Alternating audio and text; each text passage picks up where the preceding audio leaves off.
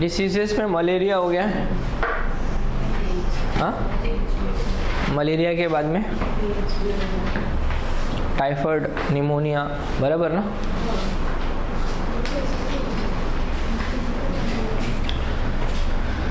अमोइबियासिस भी हो गया है ना, फिलारियासिस भी हो गया, मतलब almost protozoal disease, bacterial disease, सारे डिसीज़ कंप्लीट हो गए। तो ये सारी डिसीज़ जितनी भी हमने अभी तक स्टडी करी थी वो सब के सब कम्युनिकेबल डिसीजेस थे, बराबर ना।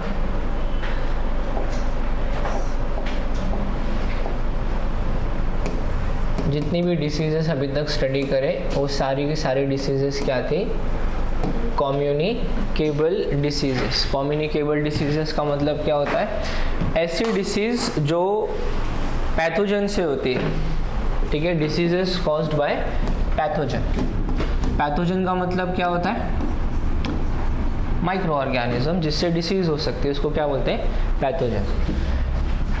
और अब हम स्टडी करेंगे one of the example of non communicable disease.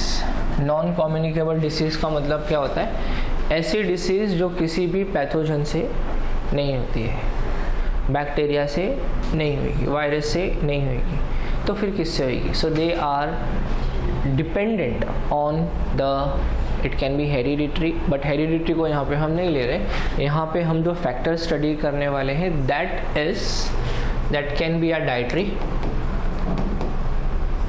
Okay. Dietary का मतलब क्या होता है, खाने पीने पे डिपेंड है, जैसे कि डायबिटीज़ है।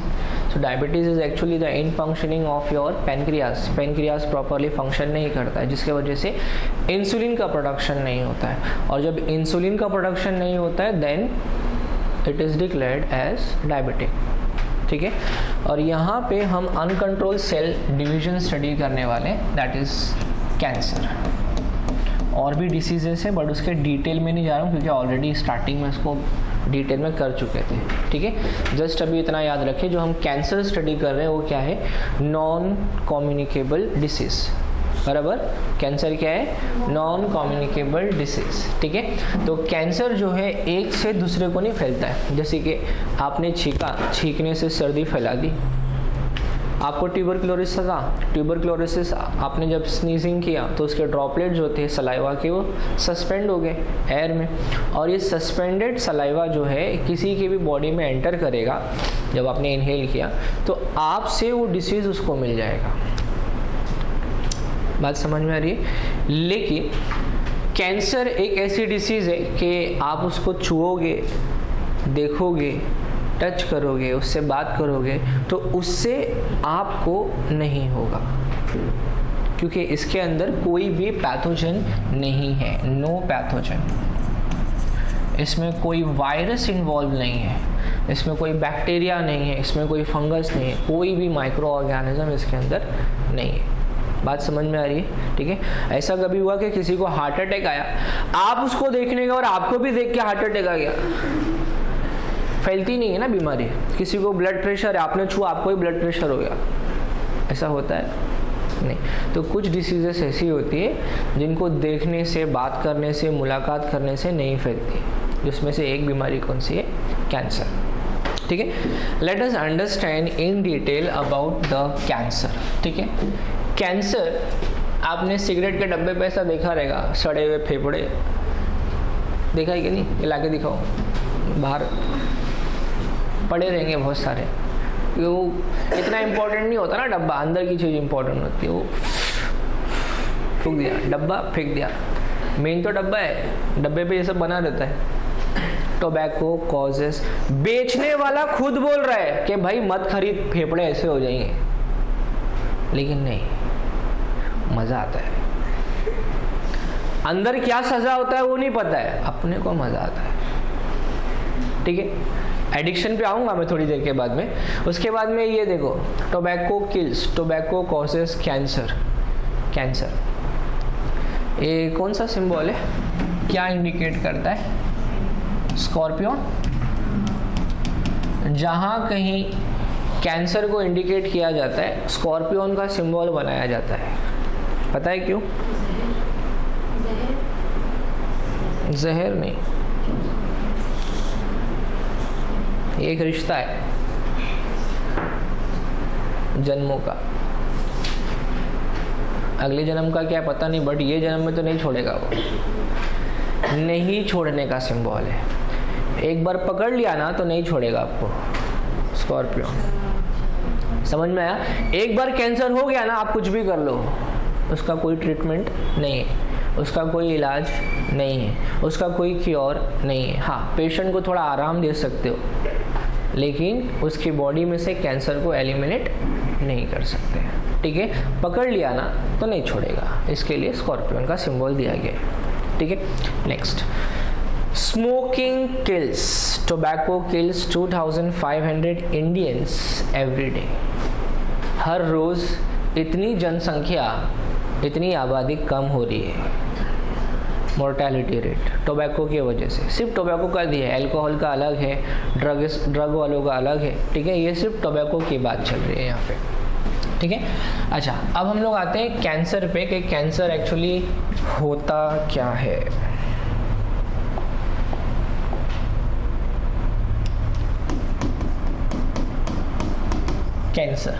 कैंसर का दूसरा नाम है कार्क रोग। क्या नाम है? कार्क रोग सिंबल, कार्क रोग। ठीक है, और इसी को हम कहते हैं नियोप्लासिया। क्या नाम है इसका? नियोप्लासिया। नियोप्लासिया का मतलब क्या होता है? सबको पता है सेल डिवीजन क्या है, पता है कि नहीं सेल डिवीजन के बारे में? हाँ, आपका सेल डिवाइड होता है, जैसे हम अपने आप को रिप्रोड्यूस करते हैं मरने से पहले, ताकि हमारे जीन्स फ्लो होना चाहिए। ठीक है, हमारा जनरेशन कंटिन्यू होना चाहिए। सिमिलरली हर सेल का एक लाइफ होता है। वो लाइफ पीरियड कंप्लीट करने के बाद में that particular cell has to die, उसको मरना है, और मरने से पहले वो सेल को डिवाइड करना है। ठीक है, जैसे कि आपका आपके आरबीसी का लाइफ स्पैन होता है 120 डेज। कितना होता है? 120 डेज। हर 120 दिन के बाद में आरबीसी आपका क्या हो जाएगा? डेड, मर जाएगा, और मरने के बाद नया सेल बनेगा। ठीक है, वो बात अलग है कि आरबीसी डिवाइड होकर नया सेल नहीं बनाता है, वो रेड बोन मैरो से बनता है। लेकिन बॉडी के हर सेल जो है डिवाइड करते हैं, एक्सेप्ट फ्यू सेल्स, लाइक आपके हार्ट के सेल्स, आपके किडनी के सेल्स, ये डिवाइड नहीं करते हैं। ठीक है, तो सेल डिवाइड्स, सेल डिवीजन होता है। और जब सेल डिवीजन दो टाइप का होता है, माइटोसिस, मियोसिस, उसको जाने दो। एक होता है कंट्रोल, एक होता है अनकंट्रोल। कंट्रोल का मतलब नॉर्मल, जो अभी आपके बॉडी में हो रहा है, ये कौन सा है? कंट्रोल डिवीजन है। मतलब उसको उतना ही डिवाइड करेगा जितना उसको डिवाइड होना है, ज़्यादा डिवाइड नहीं करेगा। लेकिन अगर सेल का कंट्रोल लॉस हो गया तो अब वो अनगिनत नंबर बनाएगा अपने सेल्स के, 1 से 2, 2 से 4, 4 से 8। एपी पढ़ा था ना आपने 10th में, 11th में भी एपी था।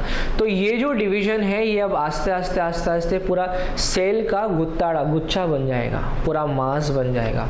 और जब ये सेल का ऐसा मास बन जाता है, this is uncontrolled cell division.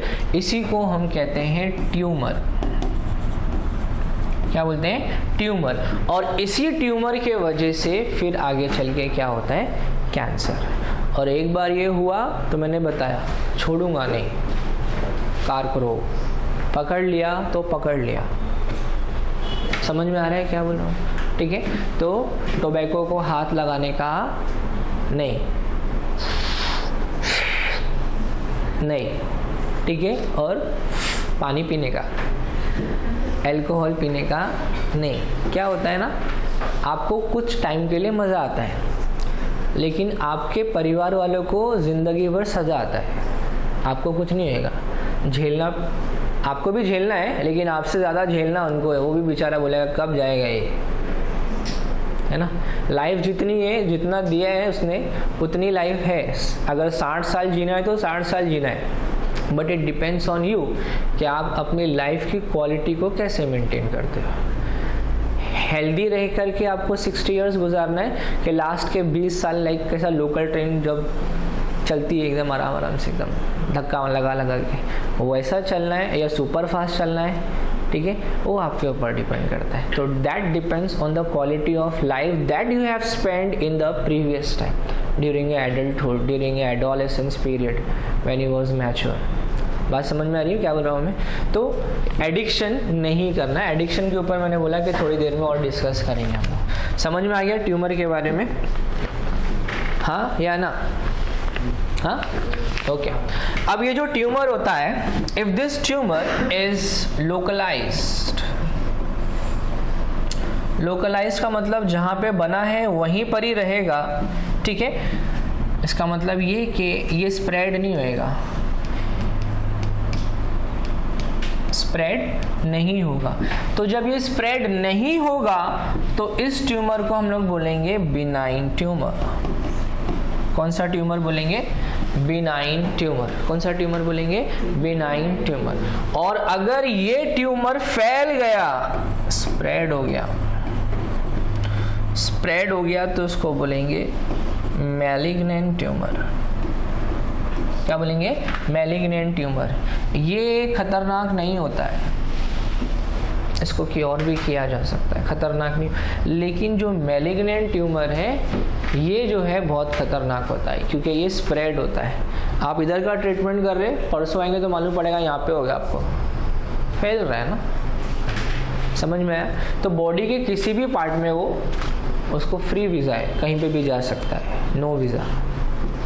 ठीक, क्लियर है इतना? इसके बाद में मैं आता हूँ कैरेक्टरिस्टिक्स।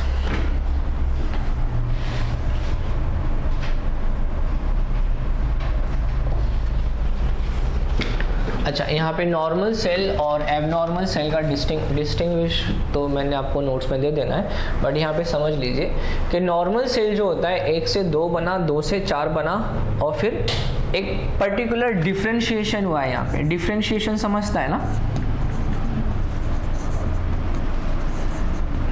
डिवीजन ऑफ वर्क, ठीक है, division of their function. Particularly वो डिफ्रेंशिएट होगा, उसको उसकी ड्यूटी मालूम है कि मुझे खाने को डाइजेस्ट करना है, मुझे एंजाइम प्रोड्यूस करना है, मुझे हार्मोन्स प्रोड्यूस करना है, क्या तो भी करना है वो उसको मालूम है। उसको क्या बोलेंगे? Division of their function, differentiation हुआ है। बट इस केस में ऐसा लग रहा है कि कहीं एक जगह पे झगड़ा हुआ था और जितनी पब्लिक थी आसपास सब आके जमा हो गई है, और वहाँ पे कोई भी काम, कोई भी फंक्शन परफॉर्म नहीं होना है। तो ये जो सेल है, this cells are the cancerous cell.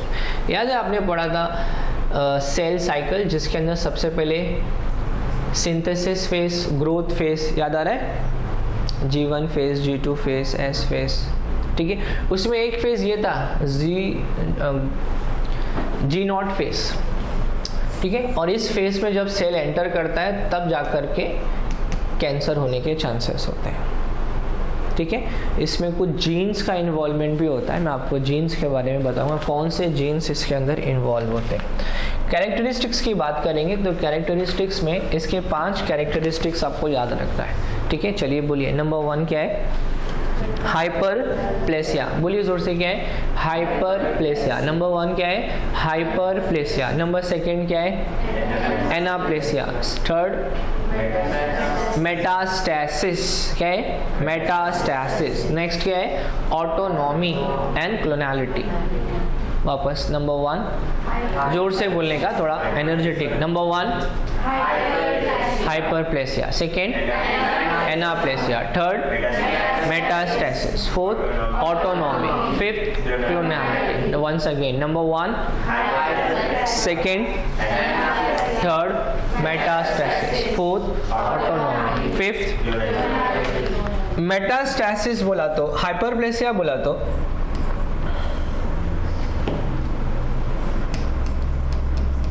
High rate of mitosis, फटाफट सेल का डिवीजन होगा, इसको क्या बोलेंगे?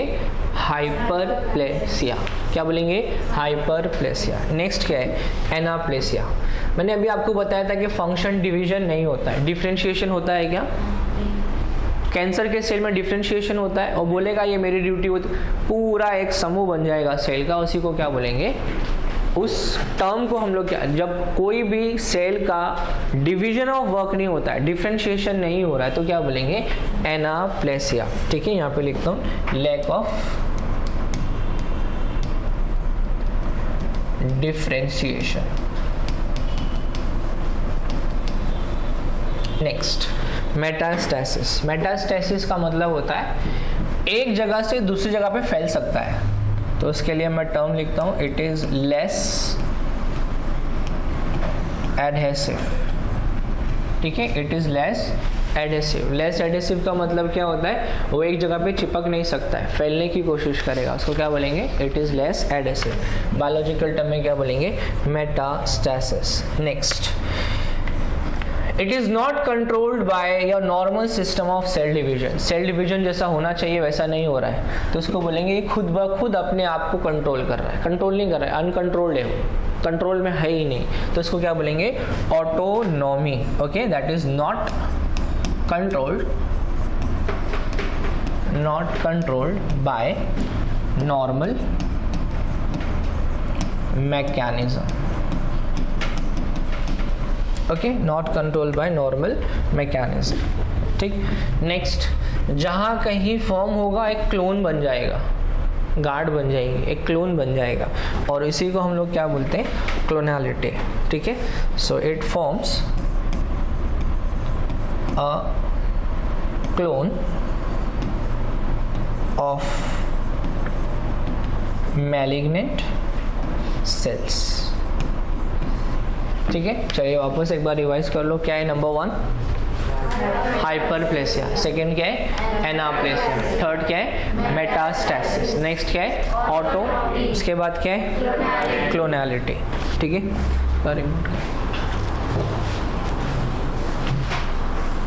बाहर है क्या, देखिए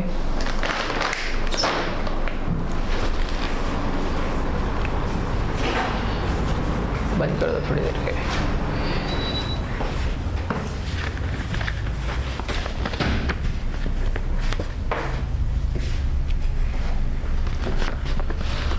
अब ये सारे पॉइंट्स आप डिस्टिंग्विश के लिए यूज़ कर सकते हो। अगर एग्ज़ाम में आपको पूछेगा distinguish between normal cell and cancerous cell, ये सब कैंसरस सेल के पॉइंट है, इसी के अपोजिट पॉइंट्स किस में आएंगे, नॉर्मल सेल के लिए होते हैं। ठीक है, नेक्स्ट टॉपिक अपना है टाइप्स कैंसर कॉजिंग एजेंट। ठीक है, तो कैंसर किन किन चीज़ों से होता है, अभी कुछ देर पहले बताया मैंने आपको। ओके, तंबाकू और अल्कोहल। ओके, और स्मोकिंग, टोबैको। ओके, और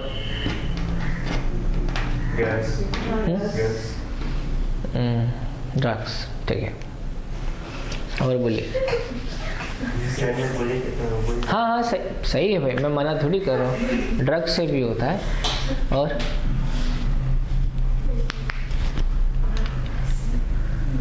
अच्छा, आपने कभी जिंदगी में ऐसा इंसान देखा है, लाइक उसने ना तो तंबाकू चबाया, ना बेचारा पान खाता था, ठीक है, ना उसको किसी भी चीज़ की लत थी, ना सिगरेट पीता था, ना शराब पीता था, बियर भी नहीं पीता था, पानी भी डर डर के पीता था, ऐसे इंसान को भी कैंसर होता है।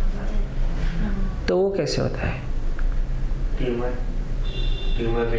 ट्यूमर मतलब कैंसर, तो उसको भी होता है, कैसे होता है,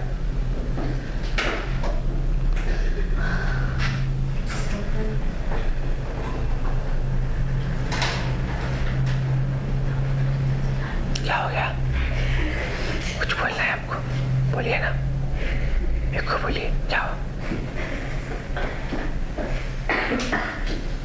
कैंसर डाइटरी फैक्टर पे भी डिपेंड करता है, आप कितना फैट्स बॉडी के अंदर ले रहे हो, वेरी इंपॉर्टेंट।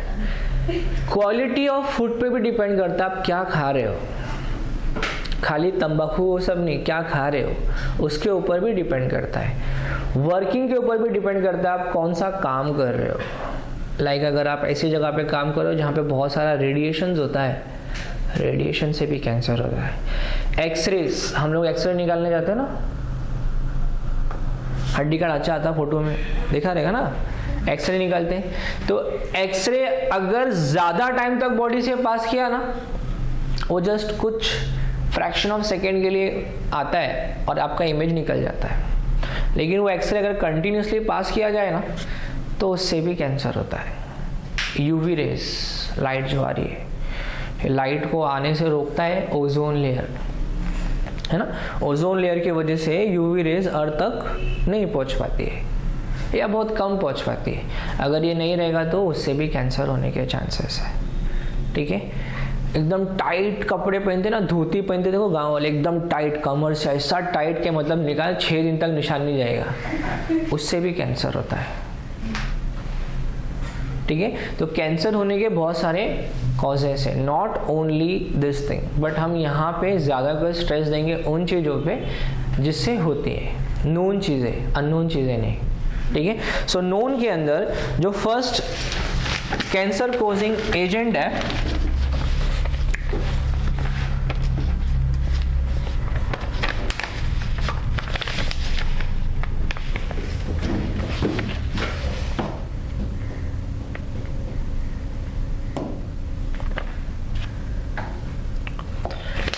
इसका नाम देता हूं मैं कार्सिनोजेंस। कार्सिनोजेंस का मतलब ऐसी चीज जिससे कैंसर होने वाला है, उसको क्या बोलेंगे? कार्सिनोजेंस। क्या बोलेंगे इसको? कार्सिनोजेंस। कार्सिनोजेंस के अंदर जो फर्स्ट पॉजिटिव एजेंट है वो है आपका फिजिकल फैक्टर।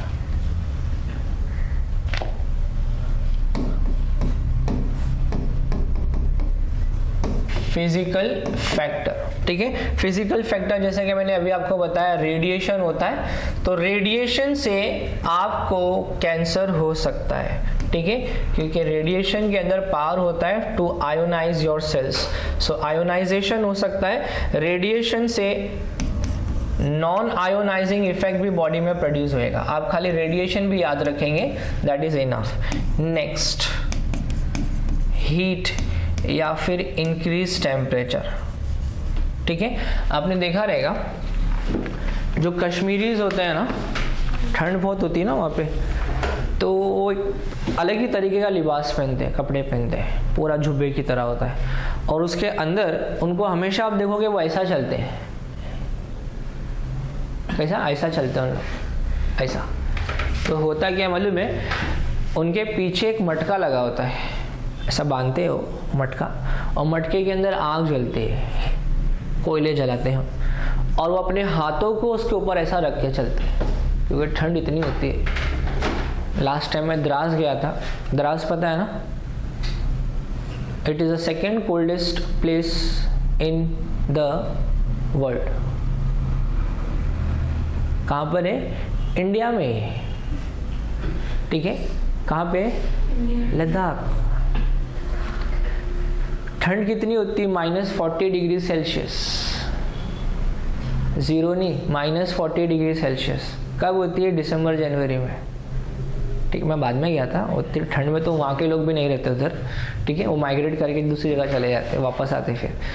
तो वहाँ के जो लोग होते हैं ना, पीछे मटका लेके चलते हैं, और मटके के अंदर आग जलती होती है, और कंटिन्यूसली उनका हाथ वहीं पर रहता है, वो क्योंकि यहाँ से हीट का सेंसेशन अंदर आता है ना, तो उनको बॉडी को हीट मिलती है। ठीक है, तो कंटिन्यूसली वो करने से भी आपको कैंसर हो सकता है। फिजिकल एक्टिविटी है, समझ में आया? ठीक है, सो यहाँ पे कश्मीरी का एग्जांपल दे रहा हूँ मैं। Next, biological factors. यहाँ पे मैंने बोला है कि किसी भी बायोलॉजिकल ऑर्गेनिज्म से नहीं होता है, बट कुछ एक्सेप्शन है, एक दो कैंसर है which are known to be spread and caused because of virus. कुछ है, बट बाकी जितने भी कैंसर है वो सब के सब नॉन बायोलॉजिकल है, ध्यान रखो इसको। ठीक है, सो यहाँ पे लिखते हैं बायोलॉजिकल फैक्टर।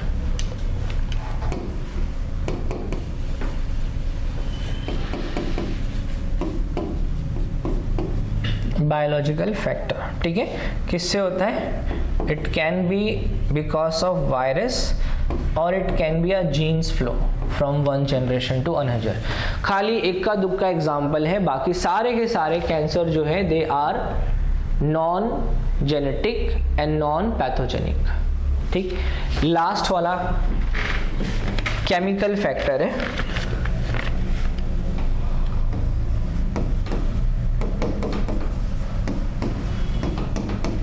केमिकल फैक्टर का मतलब सबसे पहले आप जो खा रहे हो ना, लाइक आप टॉफ़ी खाते हो, चॉकलेट्स खाते हो, डेयरी मिल्क खाते हो, चम्मच गोला खाते हो कि नहीं, बुरा नहीं मानना। ब्रेक में जाते हो आप क्या बोलते हैं उसको, चाइनीज़ भेल, है ना, चाइनीज़ भेल खाते हो, और फिर वो चाइनीज़ में वो नमक डालते हैं अलग अलग टाइप का, ठीक है, उसमें फिर वो पता नहीं कौन कौन सा सॉस डालते हैं। इस सब का जो कलर होता है ना, ये ओरिजिनल कलर नहीं होता है, ये कलर जो है ये आर्टिफिशियल कलर होता है, और इस कलर से कैंसर होता है। मैं ये नहीं बोलता मत खाओ, but see the quality of the food that you are eating. चम्मच गोले में इतनी सारी वैरायटीज ऑफ कलर होते हैं, क्या घर में से निकलता है उसके? ये सब कलरिंग एजेंट होते हैं, और ये कलरिंग एजेंट से कैंसर होने के चांसेस होते हैं, ठीक है। एक्चुअली होता क्या है ना, आपके बॉडी में एक जीन होता है that is called as proto-onco-gene.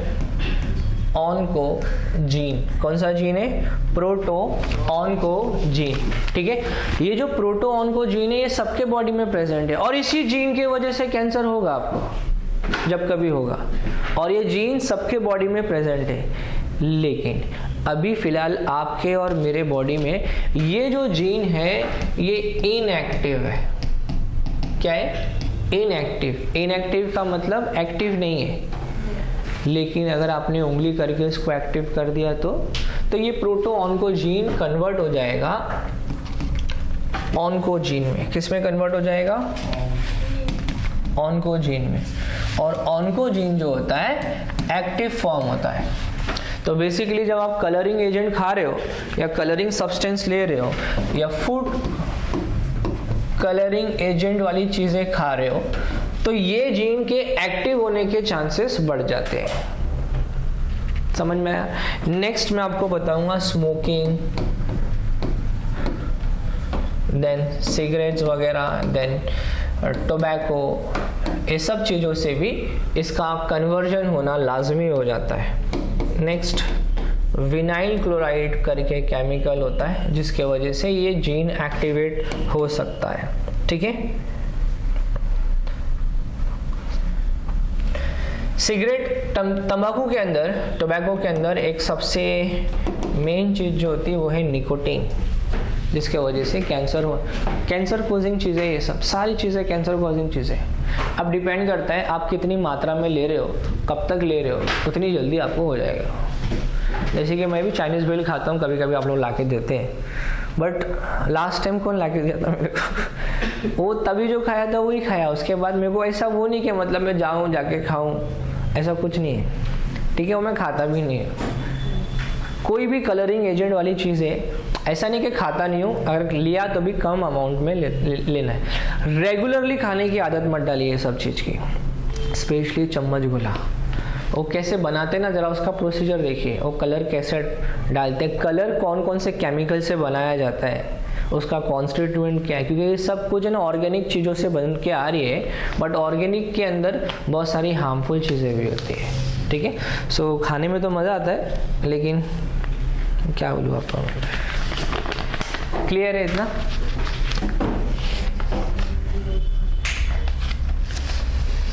Types of cancer. Cancer के बहुत सारे टाइप्स होते हैं, लाइक नंबर 1 इज कार्सिनोमास। क्या है? बोलिए। Next is sarcoma,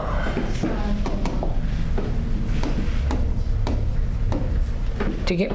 next is सब मा है, lymphoma, lymphomas, lymphoma. Next leukaemias, leukaemia भी बोल सकते हो, ल्यूकेमियास, ठीक है।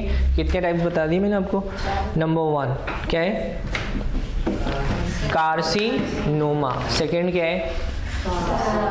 सार्कोमा। नेक्स्ट क्या है? लिम्फोमा। लिम्फोमा के बाद एक चीज और भूल गया मैं, लिपोमा। लिपोमा यहाँ पे दिया भी है वो, लिपोमा। ठीक है, वापस बोलिए। नंबर 1 क्या है? कार्सिनोमा। सेकंड क्या है?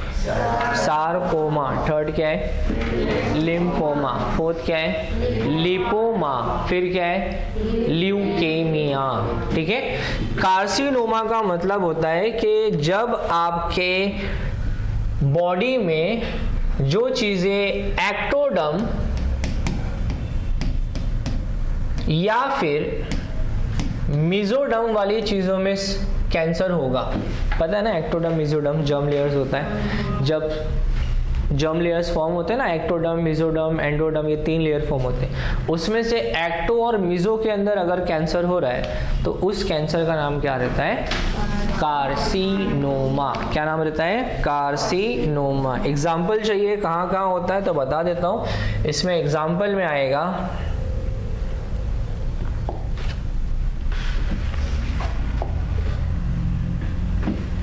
Number 1 breast cancer,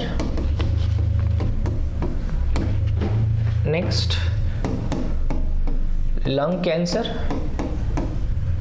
next cancer of pancreas, cancer of stomach, cancer of liver, cancer of kidney, okay, then cancer of cervix, female reproductive system में सर्विक्स होता है, then cancer of mucus membrane, और भी example है। ये carcinoma के examples हैं। ठीक है, सार्कोमा जो होता है, ये सार्कोमा एक पर्टिकुलर बोन कैंसर या मसल्स कैंसर में आप बोल सकते हैं। इसका एक फॉर्म है कपासी सार्कोमा। याद है लास्ट टाइम हमने किया था एड्स के सिम्टम्स में स्किन वाला पार्ट कपासी सार्कोमा। ठीक है, तो एक उसका टाइप में वो भी आएगा। यहाँ पर लिख देता हूँ, it is a cancer derived by या फ्रॉम मेसोडर्म ओनली। ठीक है, किससे? Mesoderm, such as connective tissue. Connective tissue बोले तो बोन्स। ठीक है, फिर एक एग्जांपल मसल्स, वो भी लिख लो, चलो मसल्स।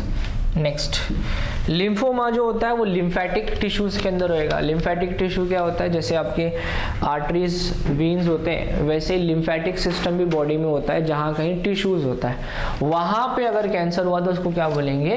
लिम्फोमा। लिपोमास, यहाँ पे फैट सब्सटेंस दिख रहा है आपको, स्किन के अंदर डिपॉजिट हो जाता है, तो फिर ऊपर से इसको ऐसा कट दिया जाता है, कट करके इसको खींच के बाहर निकाला जाता है। अगर लोकलाइज्ड है तो ठीक है, बट अगर फैल गया तो बॉडी में कहाँ कहाँ जाएगा, फिर हर एक पार्ट से निकालना इम्पॉसिबल होता है। ट्रीटमेंट में देखेंगे उसका। ठीक है, नेक्स्ट जो है ल्यूकेमिया, ये आपका ब्लड कैंसर है। ये भी कनेक्टिव टिश्यू ही होता है, blood cancer. But blood cancer में पर्टिकुलर टाइप ऑफ ब्लड का जो सेल्स होता है वो इंक्रीज होना स्टार्ट हो जाएगा। As you can see here, leukaemia ये नॉर्मल है, नॉर्मल ब्लड, और वो वाला जो है वो एबनॉर्मल कंडीशन है, जहाँ पर number of RBC is increasing. क्या इंक्रीज हो रहा है? Number of formation of RBC, WBC, इसमें इंक्रीज हो जाएगा। ल्यूकेमिया बेसिकली डब्ल्यूबीसी के लिए होता है। ठीक है, सो यहाँ पे number of WBC will keep on increasing, और डब्ल्यूबीसी का इंक्रीज होना या घटना दोनों भी बॉडी के लिए हानिकारक है। नॉर्मल मतलब नॉर्मल रहना चाहिए, हर चीज़ नॉर्मली रहना चाहिए बॉडी के अंदर। कम हुआ तो भी कुछ ना कुछ होगा, लैक ऑफ डिसीज, बढ़ गया तो एक्सेस ऑफ पर्टिकुलर थिंग हो सकता है। ठीक है, next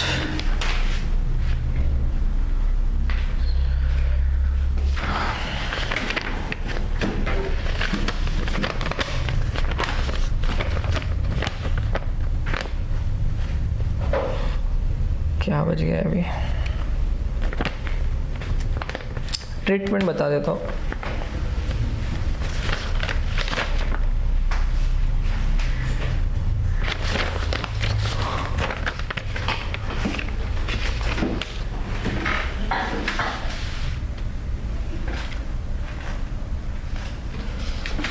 types of cancer that is treatment.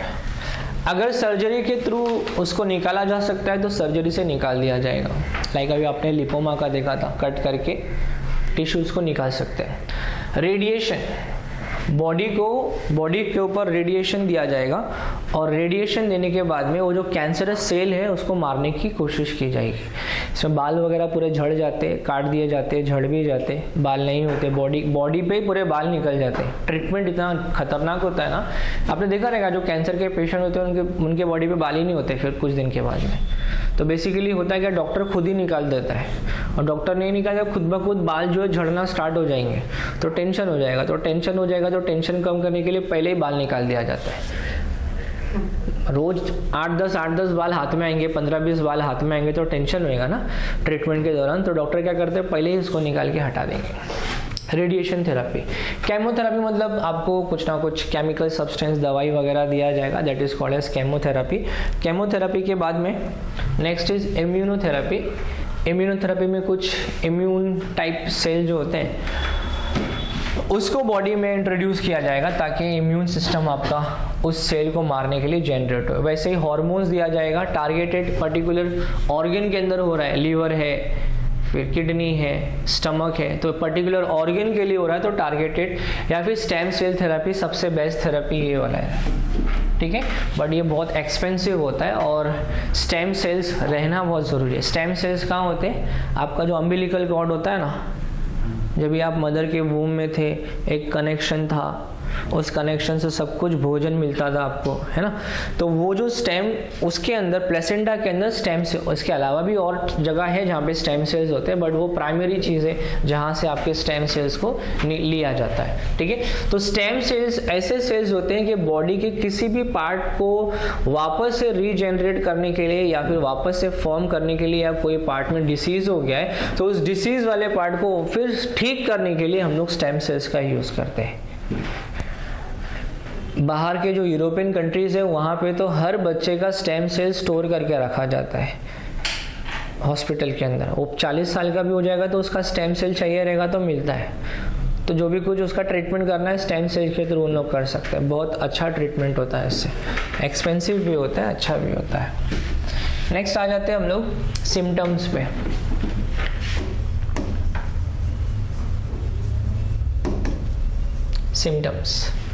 Symptom number 1, change in bowel habit. दिख रहा है आपको, CAUTION, कॉशन। 7 हो गए ना, 1 2 3 4 5 6 7। ये 7 सिंबल जो है ये अगर दिखे मतलब कैंसर के चांसेस है। Number 1, change in bowel habit. Change in bowel habit का मतलब खाना डाइजेस्ट नहीं होएगा और बॉडी से जो बाहर निकलता है अनवेस्ट मटेरियल उसका कोई टाइम टेबल नहीं होएगा और उसमें प्रॉब्लम होएगा, दैट्स कॉल्ड कॉन्स्टिपेशन, ठीक है। सो पहला पॉइंट क्या है, change in bowel habit. Next क्या है, अ सोर दैट डज नॉट हील। अ सोर दैट डज नॉट हील का मतलब होता है कहीं पे आपको जख्म हो गया है, ठीक है, या कहीं पे आपको दाना है छोटा सा, वो बड़ा होएगा और ठीक नहीं होगा। A sore that does not heal. Next point females के लिए है, अनयूजुअल ब्लीडिंग और डिस्चार्ज। कोई टाइम टेबल नहीं होगा डिस्चार्ज का मेंस्ट्रुअल साइकिल के लिए।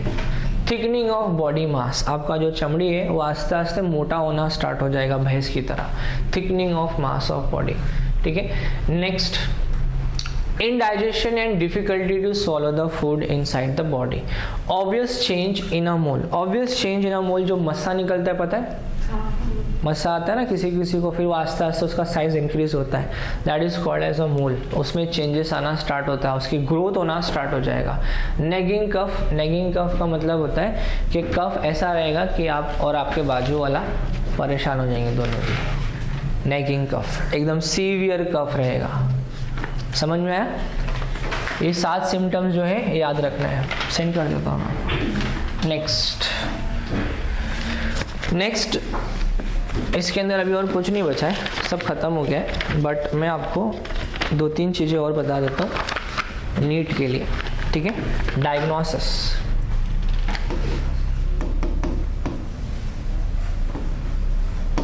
डायग्नोसिस का मतलब क्या होता है,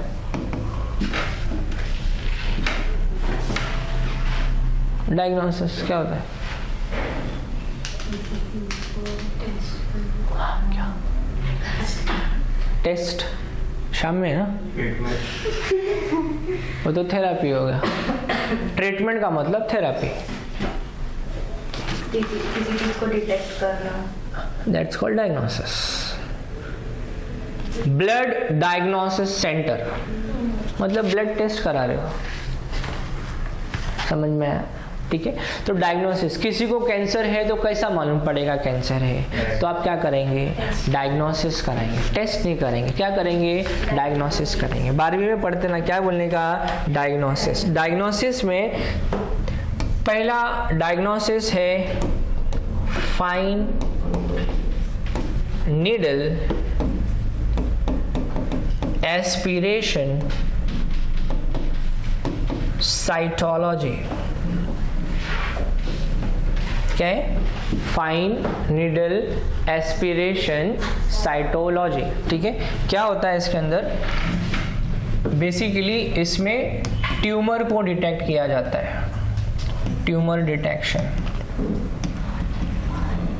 ठीक है, कौन सा टाइप का tumour? Palpable type of tumour. Palpable मतलब जो ऐसा कहीं कहीं उड़ जाता है ना, दबाते तो नरम नरम रहता है गद्दे की तरह, पाल्पेबल, उसको क्या बोलेंगे? Palpable type of cancer. ठीक है, और ये यूजफुल होता है for lymph node tumour, then breast cancer, then salivary cancer and thyroid cancer। ठीक है, इंजेक्शन होता है लंबा सा बड़ा सा, वो इंजेक्शन मार के उसका लिक्विड निकाल के फिर उसका टेस्टिंग किया जाता है। Fine needle aspiration cytology. Cytology मतलब स्टडी ऑफ द सेल्स, तो जो भी सेल्स रहेंगे वो सेल्स के बारे में स्टडी किया जाएगा। ठीक, next diagnosis is called as biopsy, BIOPSY, biopsy. Biopsy में क्या होता है? जहाँ कहीं कैंसर है ना, वो कैंसर का पूरा पार्ट कट करके निकाल के स्टडी किया जाएगा कि कौन सा कैंसर है। ठीक है, so this is basically a surgical removal of tissues. ठीक है, क्यों किया जाता है? For microscopic examination.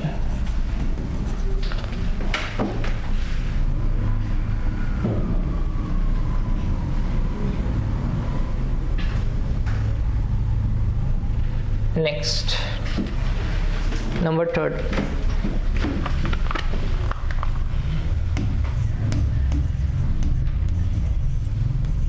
Bone marrow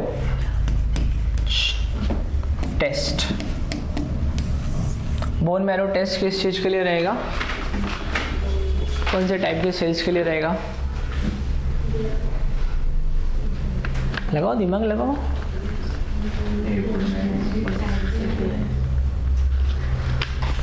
अभी ल्यूकेमिया हमने स्टडी किया था ना, हाँ, उसी से बनता है ना ब्लड सेल्स। तो अगर ब्लड में कोई कैंसर है, ब्लड कैंसर डिटेक्ट करने के लिए आपको बोन मैरो का टेस्ट करना पड़ेगा, ब्लड का नहीं। समझ में आई? क्योंकि ब्लड के सेल्स कहाँ बन रहे हैं? आपके बोन मैरो में बन रहे हैं। बोन मैरो बराबर है क्या नहीं, तो बोन मैरो टेस्ट करना पड़ेगा। So the next test is bone marrow test. इसमें क्या होता है? Bone marrow removal. ठीक है, that is for the cells. फिर उसको कल्चर किया जाता है, कल्चर मतलब ग्रो किया जाता है, और ग्रो करने के बाद में फिर उसका टेस्ट किया जाता है। This is for only for leukaemia. किसके लिए है ये?